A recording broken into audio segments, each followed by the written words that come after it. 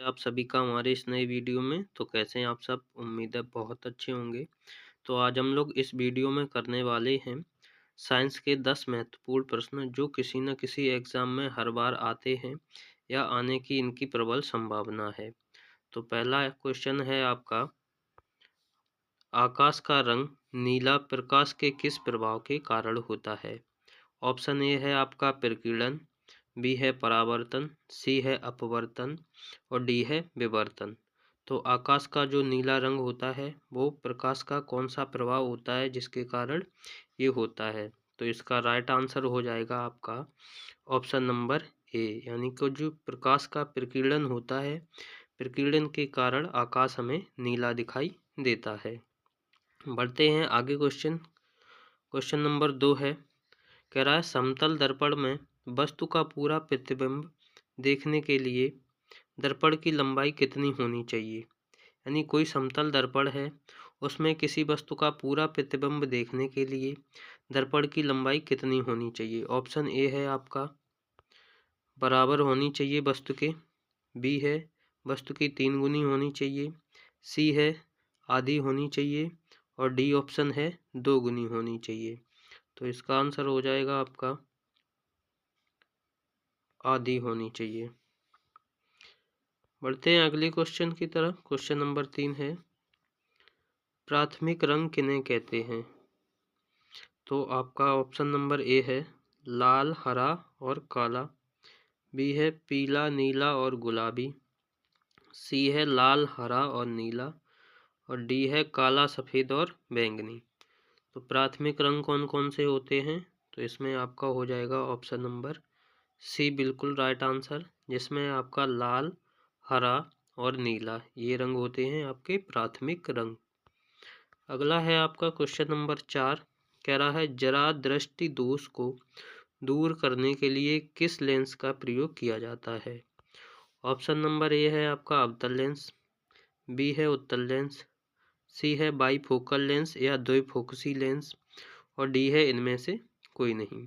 तो जरा दूर दृष्टि को दोष को दूर करने के लिए आपका प्रयोग किया जाता है बाईफोकल लेंस, यानी कि इसका जो सी ऑप्शन है बिल्कुल करेक्ट आंसर हो जाएगा। इसको हम लोग बाईफोकल लेंस या द्विफोकसी लेंस भी कहते हैं। अगला है आपका क्वेश्चन नंबर 5, कह रहा है 20 हर्ट्ज से 20,000 हर्ट्ज तक आवृत्ति की तरंगों को क्या कहते हैं? तो ऑप्शन ए है अवश्रव्य तरंगे, बी है श्रव्य तरंगे, सी है पराश्रव्य तरंगे और डी है इनमें से कोई नहीं। तो जो श्रव्य तरंगे होती हैं उनकी आवृत्ति होती है 20 हर्ट्ज से 20,000 हर्ट्ज तक। तो इसका राइट आंसर हो जाएगा श्रव्य तरंगे, यानी कि ऑप्शन नंबर बी बिल्कुल करेक्ट आंसर हो जाएगा।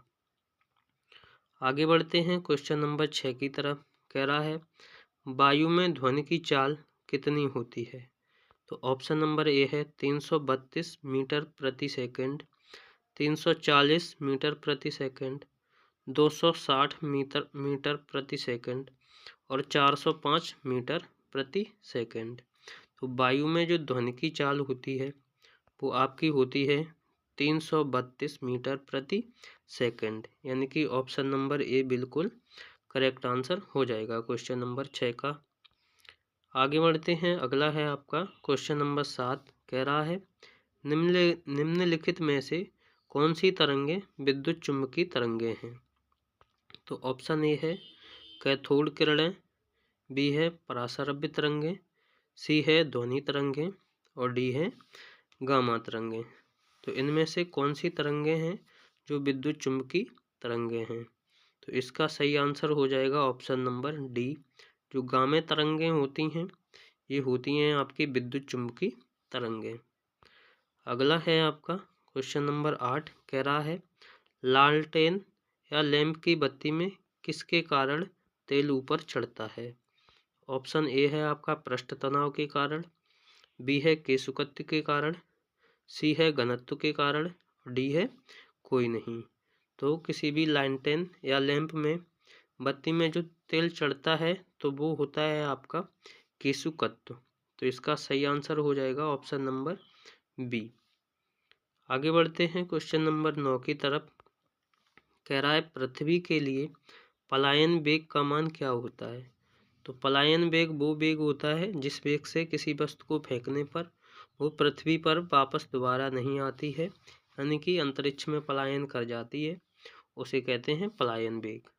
तो ऑप्शन नंबर ए है आपका 15.4 किलोमीटर प्रति सेकंड, बी है 11.2 मीटर प्रति सेकंड और सी है 11.2 किलोमीटर प्रति सेकंड और डी है 15.4 मीटर प्रति सेकंड।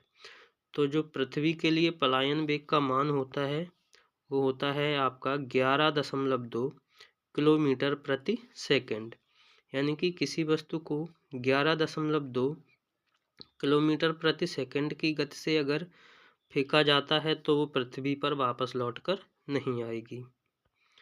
अगला है आपका क्वेश्चन नंबर 10। एक अश्व शक्ति में कितने वाट के बराबर होता है, यानी कि जो एक अश्व शक्ति होता है वो कितने वाट के बराबर होता है। ऑप्शन ए है 741, बी है 744, सी है 745 और डी है 746।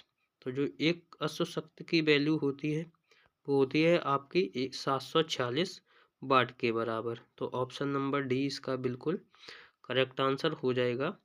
तो 10 का आंसर हो जाएगा 746 वाट। तो उम्मीद है आपको वीडियो पसंद आया होगा। तो आपको वीडियो पसंद आया तो आप लोग वीडियो को लाइक, शेयर और चैनल को सब्सक्राइब कर सकते हैं, जिससे कि आने वाली अपडेट आपको समय से मिलती रहे और कोई भी वीडियो आपसे मिस ना हो सके। तो वीडियो को देखने के लिए आप सभी का बहुत बहुत धन्यवाद।